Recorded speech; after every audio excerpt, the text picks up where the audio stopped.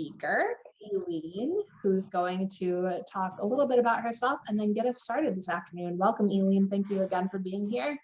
Thank you, Andy. I'll turn it back to you in terms of admitting, so as people are still coming in. Um, Hi, everybody. Thanks for being here today. We appreciate the great interest in this topic.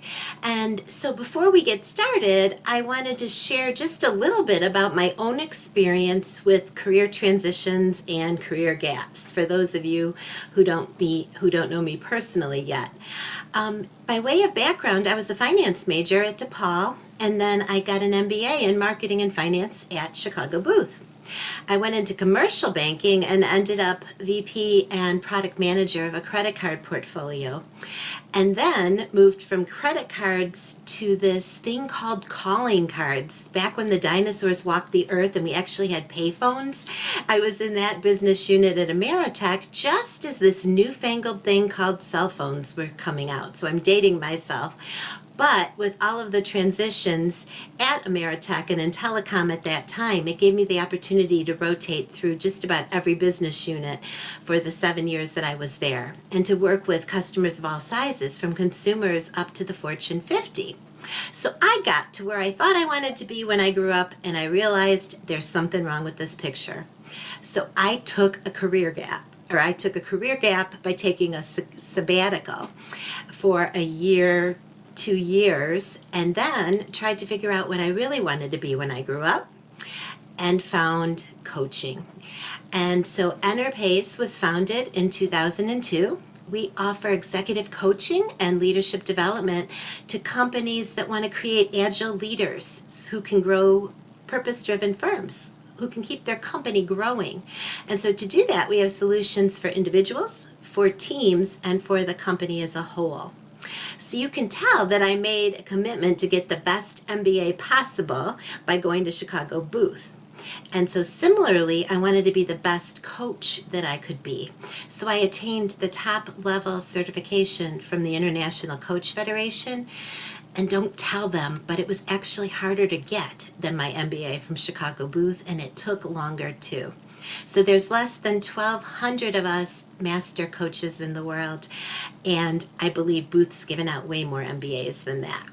So that's my experience with transitions, and now I've helped others figure out what they want to be when they grow up and navigate their own transitions. So I want to make sure, now that I've introduced myself, to find out who else is with us today, because we've got like 280 people registered. I would like to tailor my comments to where you're at. So thank you for voting so quickly, but we only have 20% participation, so come on in. Okay, we have folks who are in transition.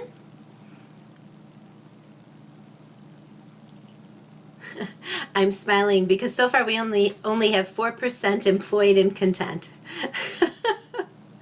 All right, you could probably close it down, Andy.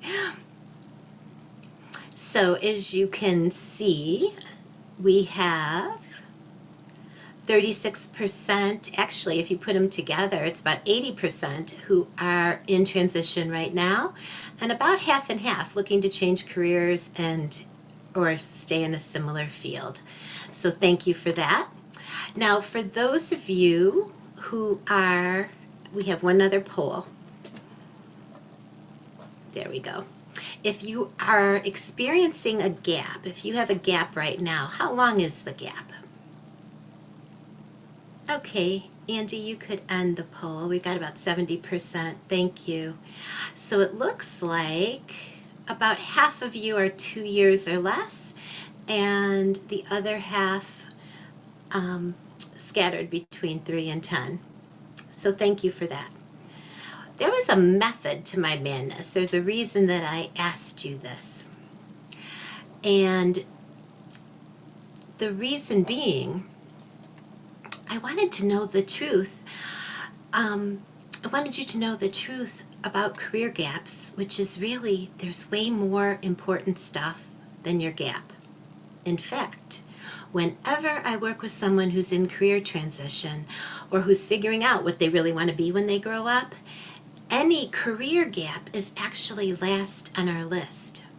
So what we're going to spend time on today is talk about these 4 truths, and then, and only then, will we talk about your gap. I know that you want very much for me to be able to tell you that there's clear rules, that there's some secret handbook somewhere, that if you just follow this, you can do everything right and you'll know the magic spell and your search will be 100% perfect and successful.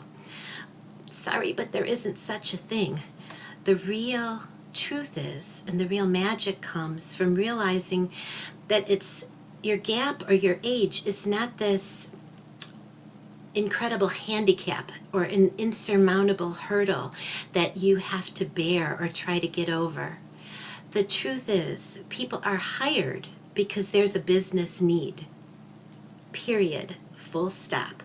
There is some pain to be addressed, a specific skill set that they need. They need more hands because they're growing or they're expanding into a new area of the business.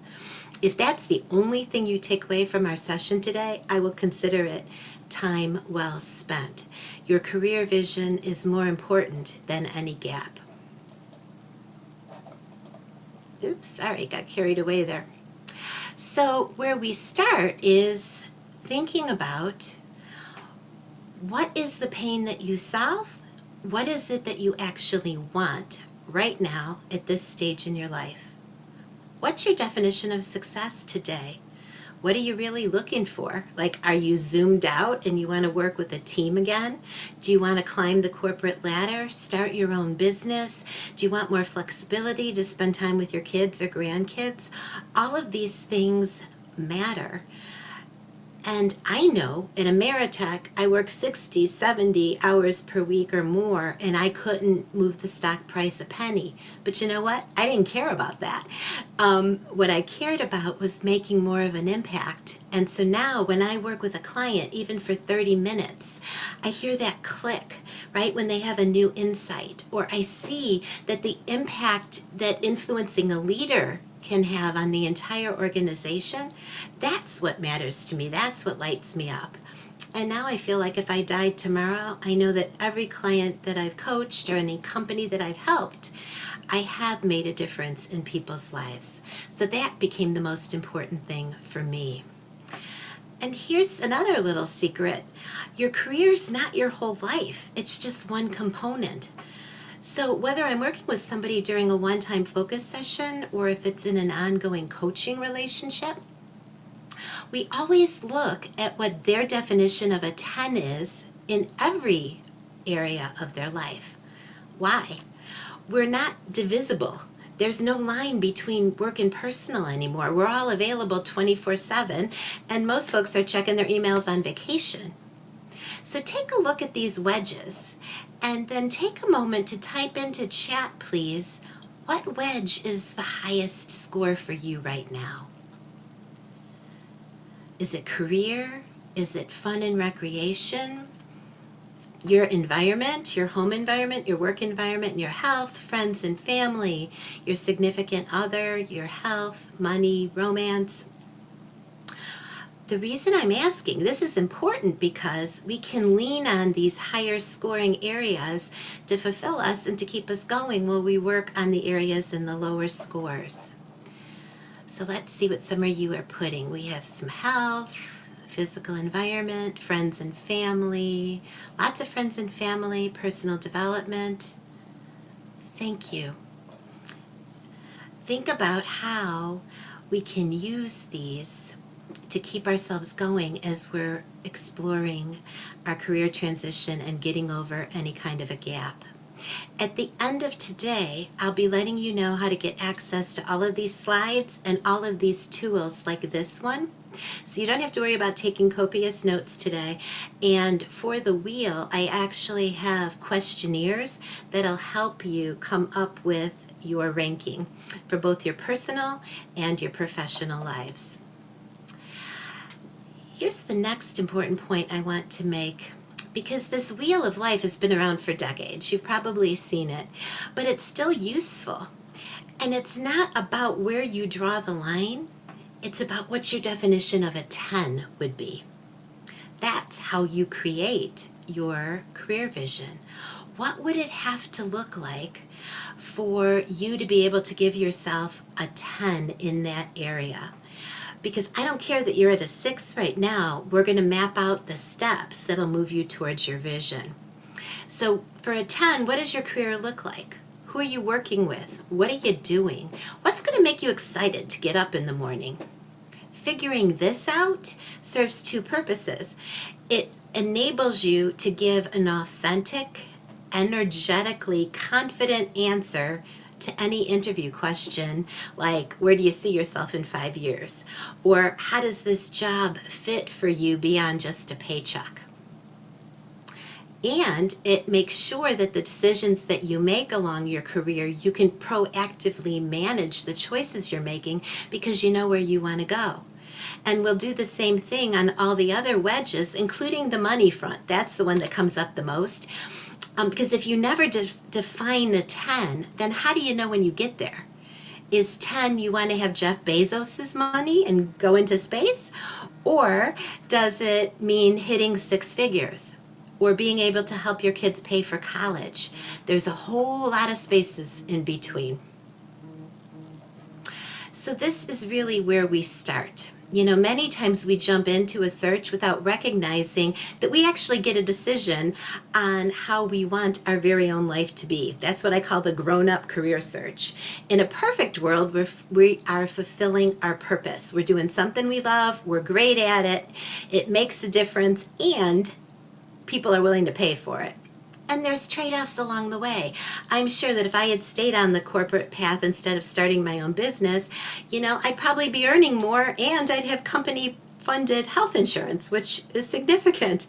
But I no longer love doing it, and it didn't make enough of a difference to be fulfilling for me. So you may be thinking, well, this is impossible unless I start my own business too. But remember, the world of work is really very different today than even what it was 10 years ago. We've got the gig economy, and I don't mean just driving for Lyft. We have people who are part-time CFOs, part-time HR directors, shared services, Fiverr.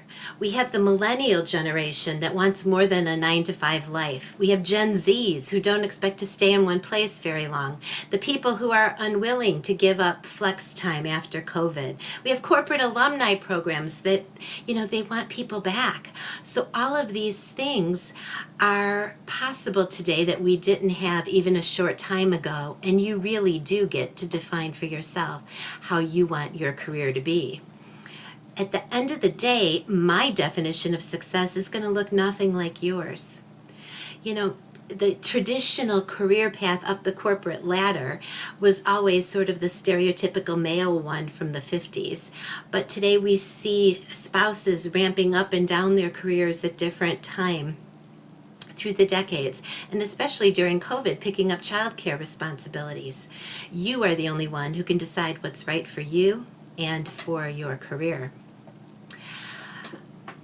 We have to ask ourselves a few key questions as you're thinking about what to do next and what you want that career vision to be. What are the must-haves? What are the primary values that you just won't sacrifice? The things that you must have in your next opportunity. Do you have to work or do you want to work? Those are different objectives. What do you have now or that you had in a past job that you do not want to give up? Recognize that everything that you're saying yes to means you're saying no to something else. So think about your conscious yeses and your conscious nos. What's just a nice to have and what is a should? Many times we're operating our lives on autopilot and not making the conscious choices about what do we really need to have next. So there's a way to think about the shoulds. Those can be called limiting beliefs, gremlins, saboteurs. Basically, they're this inner self-talk. And as my friend Maxine reminds us, we can't believe everything we think. So much of our angst about a job search or a career gap really comes down to managing the chatter. That voice inside your head is probably lying to you. Why do we lie to ourselves? Well, it's because of old programming, and it's actually due to a self-preservation mechanism that's just no longer serving us. What is getting in our way the most? Our brains. I used to coach folks that, would have intimidated the crap out of me in the corporate world and think, oh my God, they got all this stuff inside the same as everybody else. You know why everybody's got this same self-chatter? Because we all have human brains. And the way ours works is, here's a quick bio refresher. Our central nervous system passes everything to our brain through the amygdala. As a matter of fact, I didn't see this, but just last night, 60 Minutes did a whole thing about amygdalas and the role that it plays in us showing up as survivors, or I forget what the opposite was, helpers or survivors, or who we put first. So the reptilian brain is all about our survival. That's our self-preservation mechanism. And within 1/20th of a second, it can determine whether you're friend or foe, like me, not like me. I know what's going to happen, or I don't know what's going to happen. It's a great self-preservation mechanism, but we don't need it every single day of our lives, because when it perceives a threat, no matter what threat it is, it triggers fight, flight, or flee. Those are the three choices. So what we need to do is be able to circumvent the amygdala to get to our prefrontal cortex, where we actually can make these conscious choices. So how do you do that? Well, the model that I recommend and use every single day is the SCARF model. And this was developed by a gentleman named David Rock. He's got a PhD in neuropsychology and even created his own coaching program methodology based on this. And what his research showed is that if you trigger any of these 5 things, you light up the areas in your brain when you put all the electrodes on somebody's head the same way as if you're being chased by a bear. So status, are you above me or below me? Certainty, do you know what's going to happen? Can I control what's going to happen next? And control really leads into autonomy. We want to be in control of our own destiny. We want to be able to pay our bills. So we need some income to be autonomous. Relationships, and then fairness. Remember that we grew up in a tribal society where both relationships and fairness were necessary to our survival. So it only makes sense that our reptilian brain is sensitive to these things. And now let's apply these to a job search, because you could see that any one of these, practically all of them, can be triggered at a time when you're in transition. By definition, the hiring manager is controlling your destiny. So of course, they have a higher status than you. What questions are they going to ask? That breeds uncertainty. What's the culture really like there? I don't get to control whether they say yes or no, or who I'm up against. Are they going to pick somebody because of politics? Is that going to be unfair, or am I when I'm really the most qualified? And throughout this process, it's difficult to be in relationship when you feel like you're being judged. So recognize that any job search, not even one just because of a gap, can easily trigger every single thing on this slide. So the bigger the change, the more the limiting beliefs come out to play. As I mentioned, some of these names, it's so common that you could have heard any of these terms: saboteur, inner critic, chatterbox. But I think about them as gremlins, because once you make them kind of cartoony, they're harder to take seriously. And it's like the whack-a-mole game at the carnival. Can I see some thumbs or hands up? Have you guys ever seen this game where the little gopher pops up and then you've got this thing to beat it down? Well, gremlins act the same way. They pop up, beat one down, another one pops up. Sometimes 3 come up at the same time. Sometimes they're on parade down the street, but they don't have to win. And there's a pretty simple formula for keeping them from winning. Just 3 steps. The first is to recognize they lie. what gremlins do, what this inner self-talk does, is it picks one kernel of truth. Most commonly, it's your age. They say things like you're too old, you're too young, you're too fat, you're too thin, your experience is too dated, right? So they take one little fact. You are whatever age you are, but then they come up with a whole phone book full of lies, a whole encyclopedia of lies around that one fact that you can't have what you want. So then identify the options, because you know what? Your vision is stronger than any limiting belief. So Google it. Is what they're saying true? What other points of view are truthful? Because that reptilian brain is going to tell you that their way is the only way. So your job is to find a different fact, a counterexample. Think about what you would tell a friend or your child if they were in the same boat. Find a way to engage that human brain. I often say that coaching is 90% about awareness to make a conscious choice, because we live so much of our life on autopilot. So if this is the stimulus, we do an automatic response and there's no space in between. But to the extent you can just ask yourself these 3 questions, take these 3 steps, and you put some space in there, that's where possibility lies, and that's where you can make a conscious choice. Because I'll tell you something that is true. Your brand and your vision are more powerful than any gap or any transition.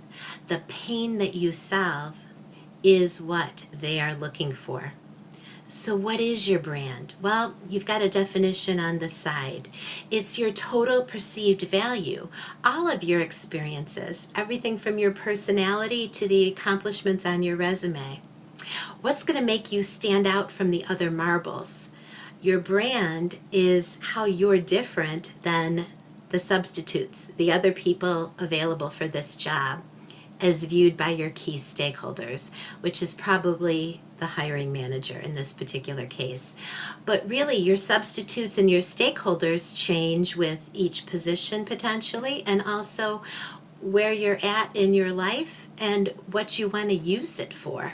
So think about the who, the what, and the how of what you're bringing. And the how is really your differentiator, and the what is the pain and how do you solve this for them. I often talk about communication platforms, like the 3 to 5 bullets, which are the why Elene story, the why Andy story, the why Cindy story. That's what we're going to tailor for each opportunity. And that's really what we're going to do next, is to figure out your brand's DNA.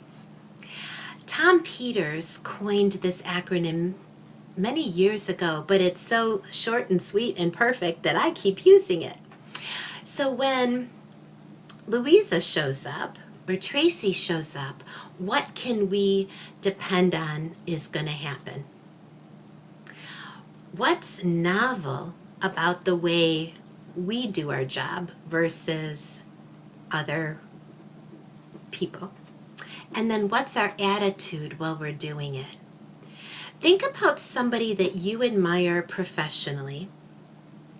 How would you describe that person's brand? Type into chat, please. What made it distinctive about it?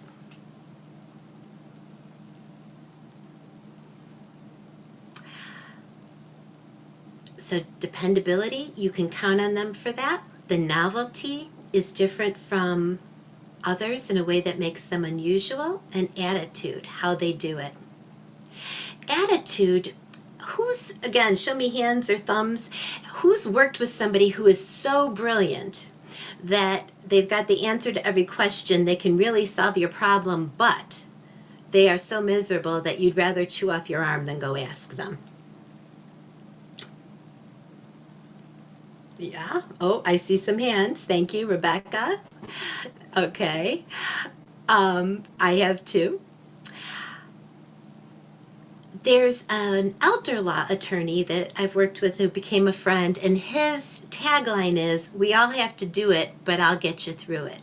He's an attorney and a CPA, and so he's combined his brand promise with the dependability I gotcha. We're going to get through it, and I'm going to stay with you. That's the attitude piece.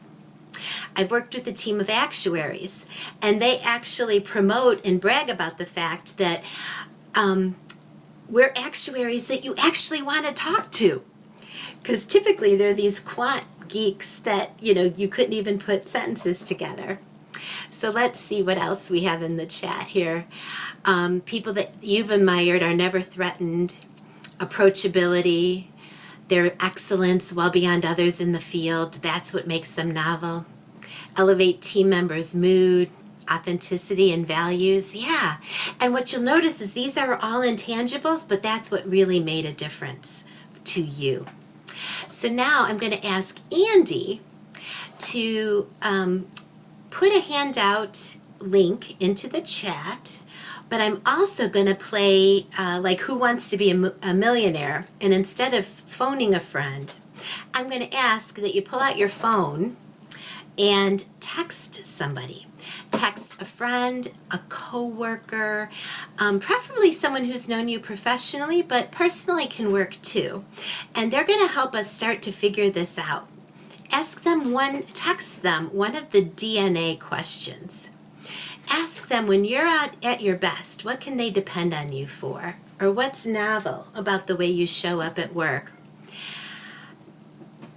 And while you're waiting for that response, the next thing we're going to do is have you download this worksheet,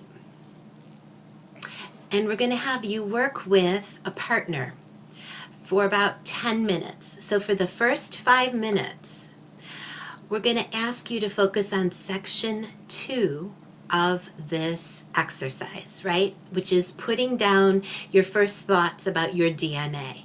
And there are some questions there to help you come up with those categories. Get a few bullets. You'll have 5 minutes to do that. And then you'll have about 2.5 minutes apiece to share. Hopefully, you'll get a response to your text during your first 5 minutes, and you can add that to the mix. If you get stuck for any reason, or if you're in a breakout room without a partner, exit and come back to the main session, and Andy can reassign you. And then also, Andy, I'd ask that we give them about a 5-minute mark, so when they should start sharing, and then a 2-minute warning. So you'll have those reminders while you're in the breakout room. And I would recommend that you get your partner's feedback on the novelty component. So if you're a CPA, how are you different than other CPAs? If you are a history professor, how are you different than the average history professor? Think about what makes you novel. And I will see you in about 10 minutes. Well, folks are coming back, and I hope this person is one of them. Oh, thank you, Barbara. Found it valuable. Good, because that's actually one of the things that I was going to ask. How did it go? So can you unmute yourself and tell us what was something that you learned or took away? Yes, when I was looking at what was, it was either the novelty or the attitude. I was working with Nita, who was just wonderful to interact with and very articulate and insightful. And she actually, I was saying that the optimism that I brought to the work environment was something about my attitude that I felt was really valuable, and that my staff had given me feedback on that. Mm-hmm. And she observed, well, you're so approachable, Barbara. That's probably a strength, that they were responding to. And I think it's very true. It really rang true, but it wasn't something that I perceived, that I self-perceived. It Awesome. took Nita's insight for me to realize that strength. That's great. Thank you. So can I see a thumbs up or a hand raise if you got something helpful back in this exercise? Seeing some hands, hands and thumbs. This is all good. Okay, I love it. Thank you. I just also wanted to address, there was a question in the chat from a stay-at-home mom, and she's like, I don't have anybody I can ask professionally these questions. And I didn't see it till we were in the breakout sessions, so I wanted to answer it now. No matter how long your gap even if you've been home with kids, you do still have people who can give you feedback on these things. Because I remember when my daughter was in grade school, there were moms running committees and room moms and PTAs and gifted program stuff that you use all the exact same skills. You're running projects, you're interfacing with all different kinds of personalities. Did you look miserable while you were trying to get people to contribute to the teacher's holiday gift? Or did you make it fun and exciting? So it applies, and we'll have a few more examples that apply from your personal network as well. So thank you for sharing that, and I want to keep moving to make sure we have time to get through this fourth truth, which is really one of the most important ones. You can take your power back, and only you can do it because you're the only one who could give it away. The gap, or the fact that you're in transition or that you're changing careers, it doesn't have to be this elephant in the room. The elephant disappears when you address it head on. And if it's only a gap of 2 years or less, that one's almost not even worth mentioning because COVID has cleared the slate and kind of made it all bets are off. And lots of people had to take off during COVID just because they didn't have childcare or elder care or they were in quarantine. So a lot of people have taken time out of the traditional workforce for a whole variety of reasons. And yes, it's a real thing, but we can't let it be a paralyzing fear. And if there are truly employers that see this gap as like something to throw your resume away for, I hate to say it, but you probably wouldn't want to enjoy working for them anyways because they're just too small-minded. So you can't worry about it because if you go into a job search thinking, God, this resume gap is going to kill me, you're doomed. You're going to make it a self-fulfilling prophecy instead of coming with your DNA and your vision and saying, look, I've got these skills. I know I can offer a lot. I can solve your pain, good employer. And getting hired is not only going to be good for me, it's going to be good to you. That's what's going to make the difference. And you can even address it head on in your cover letter. You could say, after taking 10 years out of the traditional workforce to paid workforce to raise my kids, I'm excited to get back into the corporate world and start generating online sales for XYZ company. I mean, just throw it out there like it's not a big deal and then it won't be.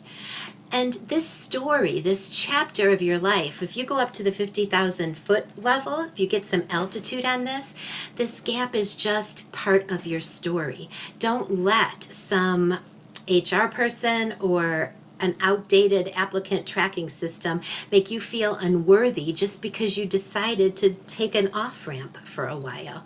You're an adult. You get to make these choices, and that's the whole point of being self-directed.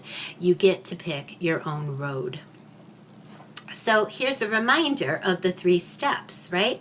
Find that kernel of truth, identify some options, and then consciously choose. So what I have next for you are the top limiting beliefs that show up in career transitions, and we're going to apply this model to that.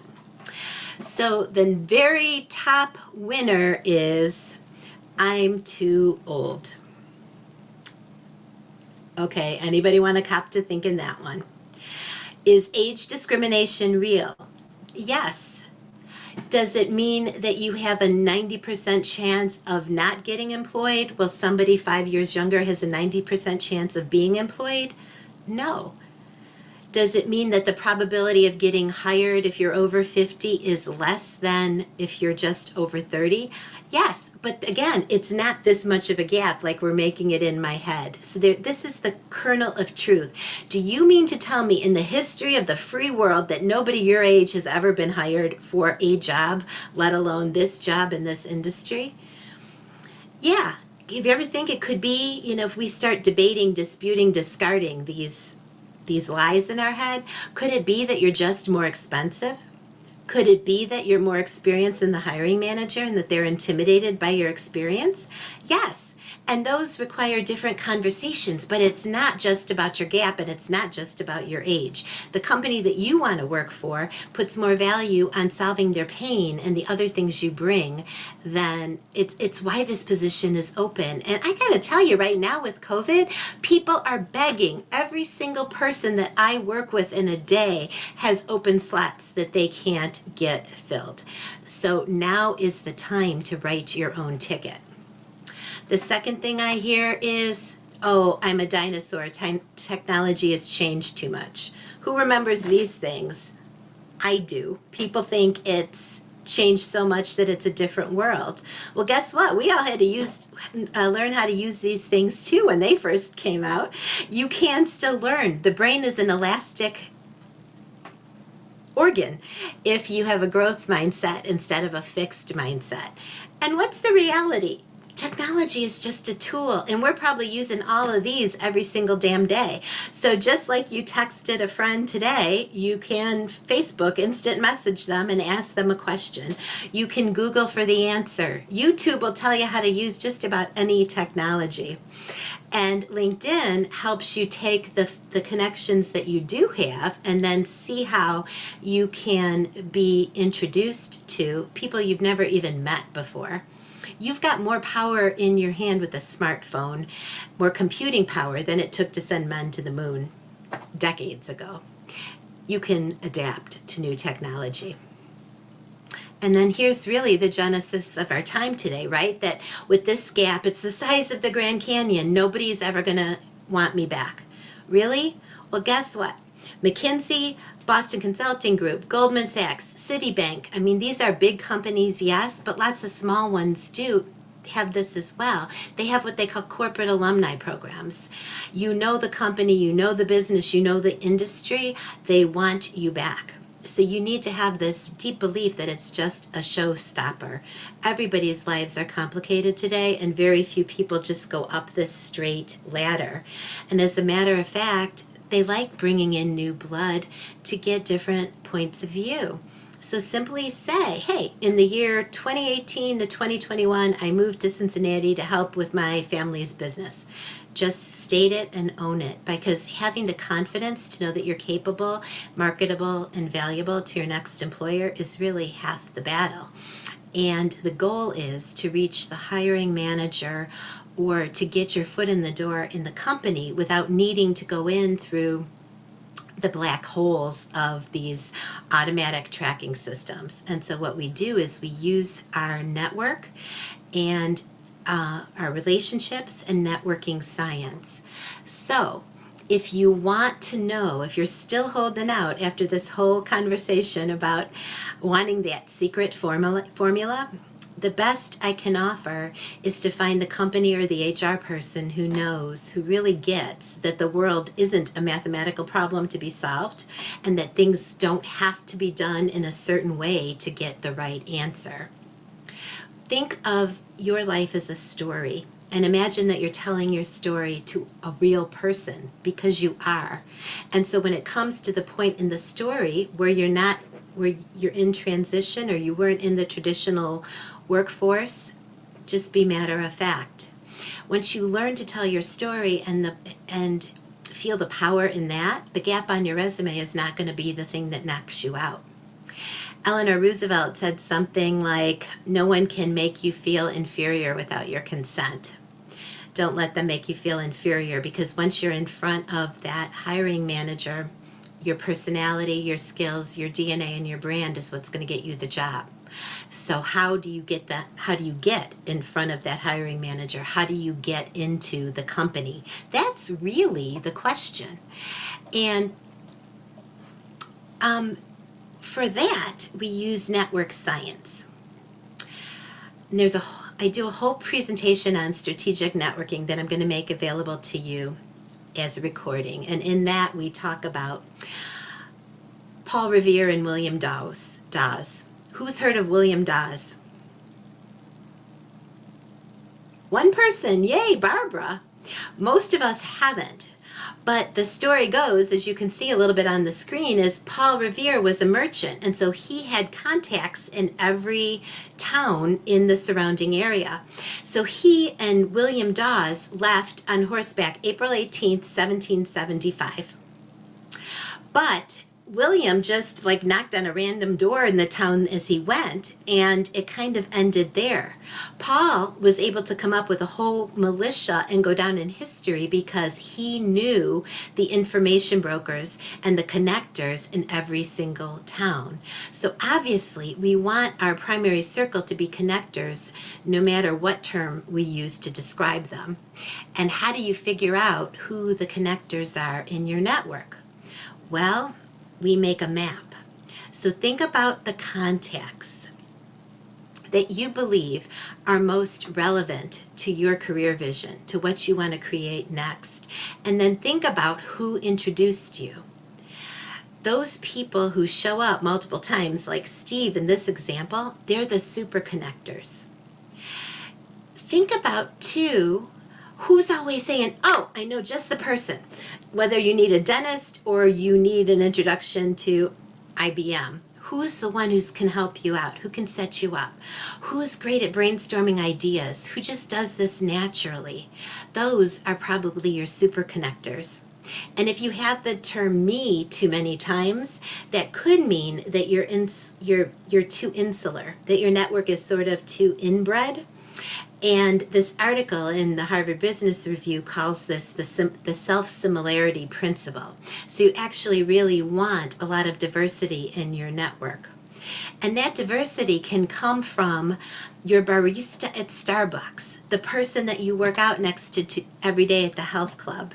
It can come through alumni associations. Use the U of C career network, for God's sakes. We are connected to the coolest people in the world. And finally, don't forget the third column, because people get self-conscious asking for things, but there's always some way that you can help. So when you reach out to somebody, say, and what's a good connection for you? What are you up to right now, and how can I support you?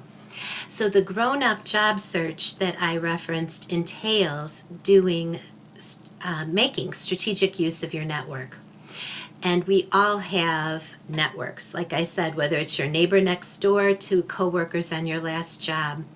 I talk about this and practice it a lot. My business has survived for 20 years because of strategic alliance partners, all of whom I met through networking.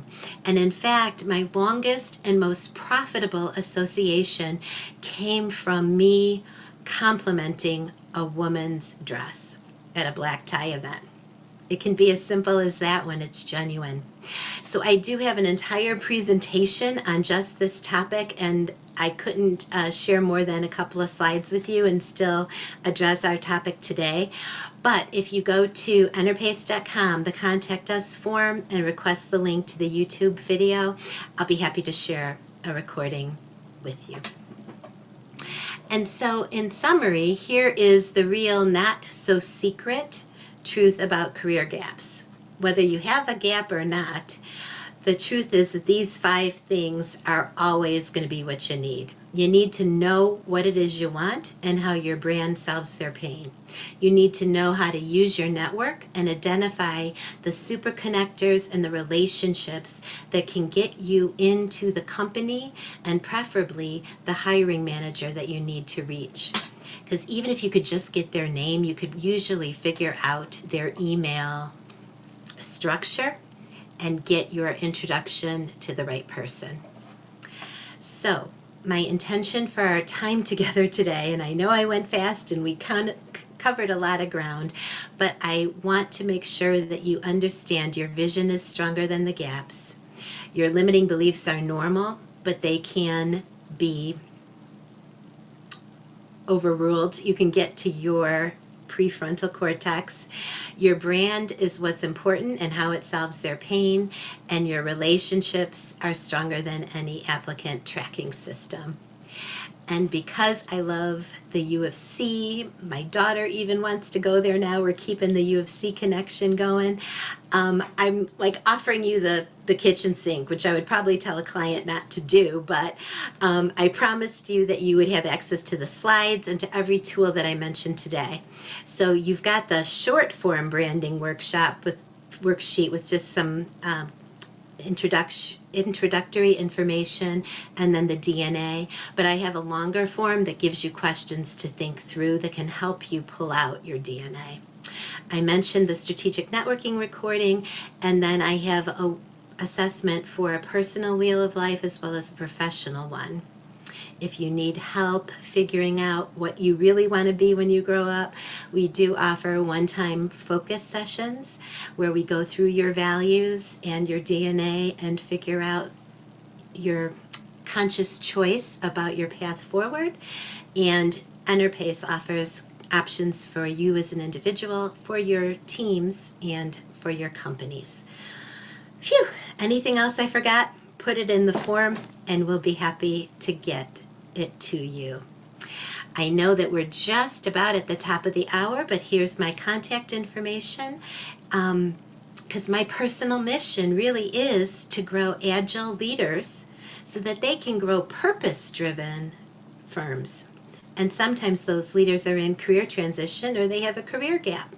So I'm happy to be a resource however I can. You can also find me on LinkedIn, Facebook, and Twitter. And if you have to drop off now, I wish you a great rest of the day. But if you have a question, Andy graciously said we can stay on and you can unmute yourselves, and I'm happy to address any questions that you have. Thanks very much for your time and participation today. Any questions? Before people drop off, thank you to Elene so much. I know I learned a lot, and I'm sure everyone else did too. And now I saw Charlene, you were about to ask a question, so go right ahead. Yes, I am. And thank you so much. This is Elaine, this has been wonderful. This has been an absolute wonderful conversation. Oh, I just thank have okay.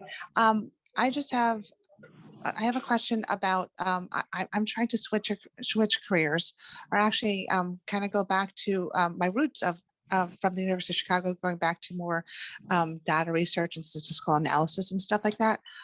Unfortunately, I don't have that experience to show on my resume, except for one project that I did about 6 years ago. How else can I sell that?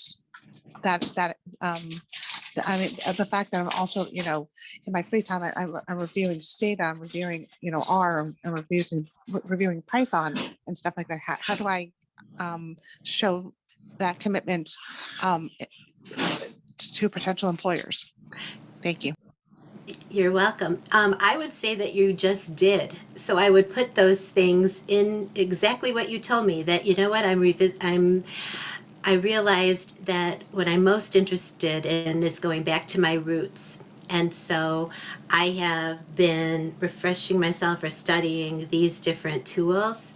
If there is some sort of a certificate or certification that you can get to show that you've got the up-to-date skills, that would be great. If there's some sort of a project that you can do using those tools, that would be great, either in an existing job or even in for the U of C Alumni Association or something where there's like big data. The example that's in my head is not in data analytics, but I worked with a woman who is a Booth MBA, and she really wanted to switch into the strategy realm. And so she got herself on her church's advisory council, like they counseled the pastor, and they were doing a strategy for the church to give greater outreach, to increase their financial stability, to get grants. And so by heading up that strategic campaign, she now had a real world tangible work product to show for it as proof. So if you can't come up with a project, then I would say have the certifications, and the right company is going to recognize that you're bringing this skill set to them. And I would tie it into how the other stuff you've done allows you to ask better questions of the data that someone who only knows the program and doesn't have your experience wouldn't even know to look there. Like they wouldn't know, if you're just the quantitative side, you wouldn't know what you don't know to ask about. I know as a marketer, I relied on the technical people to come up with the models, but I first had to tell them the business problems we were trying to solve and where point them in the direction to go get the data from, or where I thought it would be most valuable. So the whole picture of you, Charlene, is something that can address that skill set. I hope that helps. Can I add a point just to reinforce everything that Elene just said? I am a data scientist and I come originally from the core business strategy world and did my rounds in AI development all the way up with large corporations, and now pushing to go back into more core business strategy with AI. Yeah. And I would say, and I feel like throughout this journey, I've reshaped my career a few times. And one of the things that help, whether for me as well as for people that I've looked to add to the team at senior levels, are those people, really executives who have strong business experience with major corporations, who also know how to code and can solve those use cases. So everything Elene just said, take that into a digestible use case, prepare the data-driven solution and present it at conferences, everything from Pi Data, our studio conferences, and so on and so forth. Do those 20-minute breakouts to say, hey, we're going to start and review some code on solving this particular use case. If you have 2 or 3 of those, and those presentations are available on YouTube, and you share your code notebooks on GitHub, right there, That's you great. have 2 different standard ways in which other people are going to reference your work, use your work, reuse your code. You can't keep it private and secret, just get it out there. Even if you yourself take pieces of code from other places, kind of put together a really compelling story of a solution that can be useful, and use that in conversations. Even if you were today going for a job as a data scientist at Amazon or at Facebook, you get asked those technical questions, you can focus on technical questions, but then you can bring it back to what's the core business case that you're trying to solve. That's brilliant. That's absolutely brilliant. Thank you so much. And I'm going to take advantage of my platform to ask, can Charlene connect with you on LinkedIn? Are you listening, Charlene? Absolutely. Yes. Thank you so much. I'm sorry. I'm also sitting in the bed. I'm also sitting actually in the middle of a construction project at my house right now. No, that's fine. No, but I never would have been able, since I'm not in that world, to come up with those things. So thank you so much. I really appreciate it. And, he brought up an excellent point, which is that if you want to demonstrate your expertise, social media gives us an open, there's everything from Coursera to posting a blog on LinkedIn. Like, start blogging on the topic or the field that you want to get into to demonstrate your expertise. Join those groups online and that have community forums and start sharing. So it doesn't have to just be through reaching out to strangers. You can start making the relationships online first. Any other questions? Yeah, I too have a question. Nita? Yes. Yes, so please. I have a software development background in Java and related technologies for about 10 years. And then I took a career break to raise kids, and especially a kid with special needs. The gap had been quite big now. It's 8+ years. And now I'm planning to get back into programming. But as the programming world had evolved and moving more towards the data science and AI space, I realized perhaps I'll give it a try. And once I took 1 or 2 subjects online on Coursera, I have also realized that it matches my interest of mathematics. But at the same time, while speaking with Barbara, I was also realizing that I have this um, another skill set that does not really get addressed in the IT area, because IT is mostly sitting in front of the computer and coding and much less human interaction. Mhm. And I enjoyed the human interaction so much in my last 8 years of gap with my son's school and the places, and working with my son as well as his friends now that he's 13. And I have this ability to see other people's point of view, be okay with the difficult conversations, be able to understand them as well as express my point of view, even if it's different, be stable and non-confronting and all.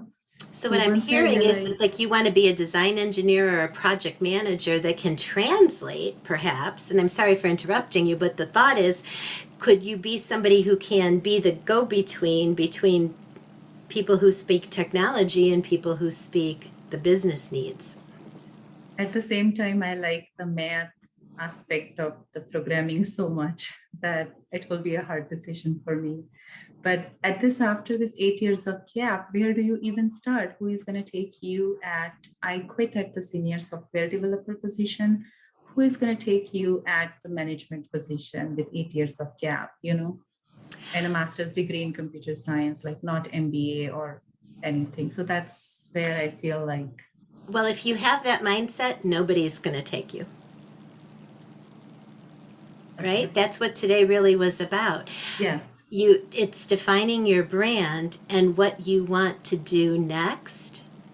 So what would be the right re-entry point for you? Mhm. Is it through the pure math, or is it through the experience that you have and being that go-between between two worlds, and then you can choose which one you want to do after that?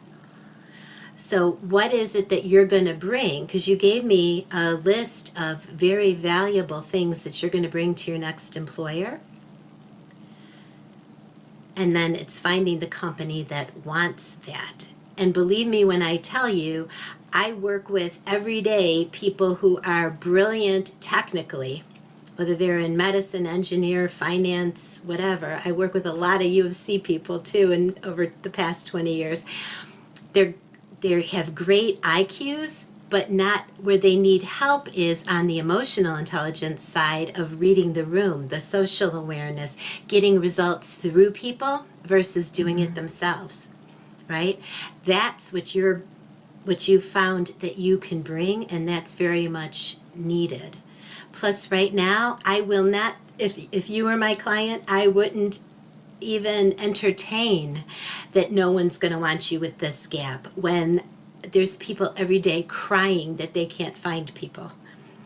So like this is the best time to float your resume out there into where you think you want to be next. And I bet you get some bites, especially if you're strategic about how you use your network. Okay. Thank you so much. You're welcome. Okay. We have I could hang on for about 4 more minutes. Is there any more questions? Otherwise, we will let you get back to your day.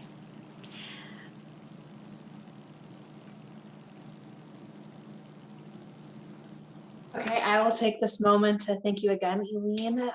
Again, so informative, so wonderful. I dropped a link to a survey in the chat for those of you who wouldn't mind filling that out so we can continue to grow our programs and share feedback with our presenters. We'd appreciate it. We hope to see you at other Career Month events this month, and have a wonderful rest of your week, everyone. Bye-bye. Thank you. Thanks for your participation. And thank you, Andy, for producing so well and managing all these different windows.